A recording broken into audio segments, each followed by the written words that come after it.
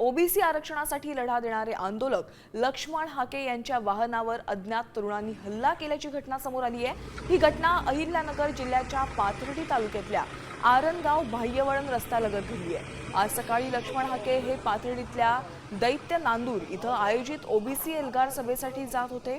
प्रवासादरम्यान त्यांनी अहिल्यानगरजवळ नाश्ता करण्यासाठी थांबले।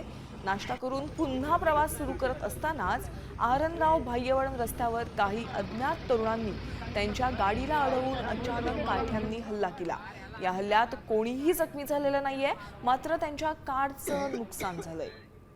रूप जर नाही जगता आलं तर काय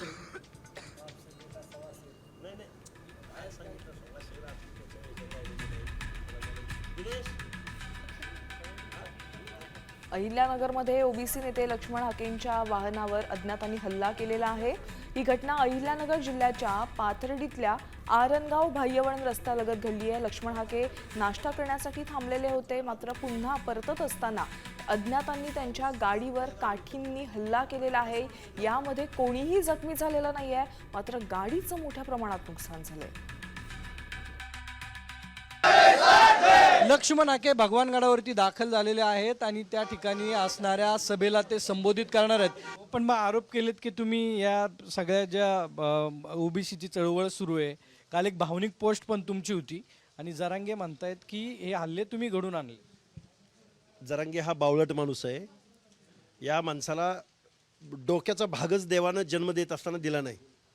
कारण जरांगेला म्हणावं आत्तापर्यंत 9 वेळा हल्ले झाले, तुझ्या नवनाथ वाघमारेंची गाडी जळली त्यावेळी तू काय बोलला आणि 1 तासातच तो आरोपी तुझा राईट हँड निघाला।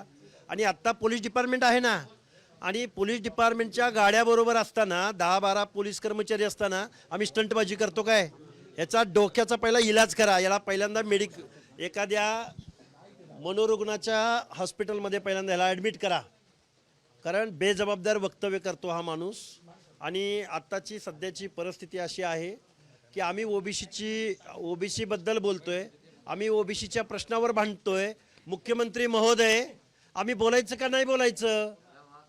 त्यामुळं 2-3 दिवसापूर्वी आमचा सहकारी पवन करवरचे दोन्ही हात फ्रॅक्चर झालेले आहेत, त्याचे हात गळ्यात बांधलेले आहेत, त्याच्या डोक्यामध्ये वार झाला आहे, त्याला जखम झाली, टाके पडलेले आहेत, पाय फ्रॅक्चर आहे। तरी तुम्ही ते आरोपी अजून शोधू शकत नाही, त्यांना शिक्षा देऊ शकत नाही। कायद्याचा धाक इथल्या लोकांना राहिलेला नाही, असा आमचा आरोप इथल्या गृह खात्यावर मुख्यमंत्री महोदयांवर आहे। कॅमेरामन किरण काजळेसह सागर आवड, साम टीव्ही, भगवानगड। आता isakal.com आहे देशातील नंबर 1 ची मराठी न्यूज वेबसाईट। प्रत्येक अपडेटसाठी isakal.com ला नक्की भेट द्या।